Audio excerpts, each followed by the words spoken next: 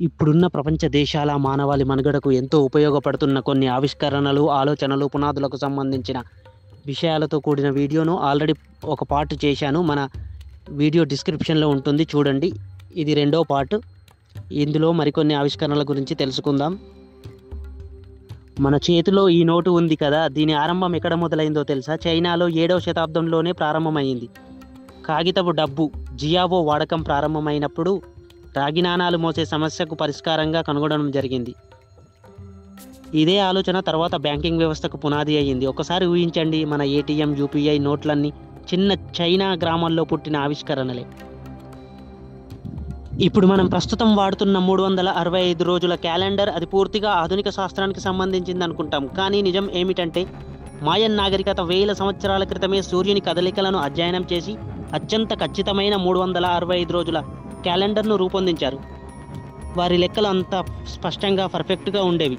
NASA కూడా వారి ఖచ్చితత్వాన్ని అంగీకరిస్తుంది.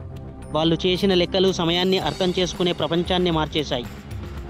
మన పాఠశాలలు, టీచర్లు, క్లాస్ రూమ్లు ఇవన్నీ ఎక్కడ మొదలయ్యాయో తెలుసా? మెసొపొటేమియాలో ప్రారంభమయ్యాయి. అక్కడే తొలి స్కూల్కి పునాది పడింది. మొట్టమొదటి టీచర్లు, మొట్టమొదటి హోంవర్క్, మొట్టమొదటి పరీక్షలు కూడా జరిగాయి. అక్కడే పిల్లలు మట్టి పలకలపై యూనిఫామ్ లిపిని నేర్చుకున్నారు. మన విద్య యొక్క మొదటి తరగతి అదే అని చెప్పవచ్చు. ప్రపంచంలో మహిళలకు హక్కులు ఇచ్చిన తొలి నాగరికతలలో పర్షియన్ నాగరికత ఒకటి. అవును, వాళ్ళు మహిళలకు కేవలం గృహ పనులకే కాకుండా సైన్యంలో కూడా చేర్చుకునేవారు. వారికి ఆస్తి హక్కులు, వ్యాపార హక్కులు, అధికార హోదాలు అన్నీ కల్పించారు. 21వ శతాబ్దంలో వచ్చాయని అనుకుంటున్నారు. కానీ జెండర్ ఈక్వాలిటీ ఆలోచన 2500 సంవత్సరాల క్రితమే వచ్చింది. ఈరోజు మనం postal service, courier service, speed post ఇవన్నీ వాడుతున్నాం కదా.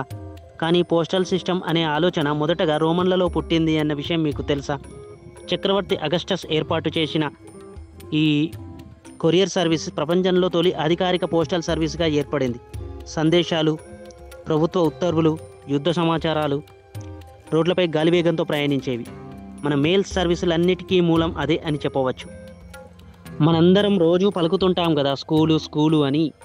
ఆ పదం గ్రీకు భాషలో స్కోలే అనే పదం నుండి వచ్చింది. అవకాశ సమయంలో నేర్చుకోవడం లేదా విశ్రాంతి సమయంలో నేర్చుకోవడం, జ్ఞానం పొందడం. వారి దృష్టిలో స్కూల్ అంటే ఒత్తిడి కాదు, స్వేచ్ఛగా చదివే స్థలం. అది ఎంత అందమైన ఆలోచన కదా. ఈజిప్షియన్లు సమయాన్ని కొలవడానికి సూర్యుడు వేసే నీడను చూసి సూర్య గడియారం తయారు చేశారు. మానవుడు చూసినా చేసినా మొట్టమొదటి గడియారం ఇదే. మన మొబైల్ ఫోన్లో ప్రస్తుతం డిజిటల్ టైం అని వస్తుంది కదా, అదంతా ఆ నీడతోనే మొదలయ్యింది. ప్రాచీన ఈజిప్టులో గర్భధారణ పరీక్షలు వింతగా జరిగేవి.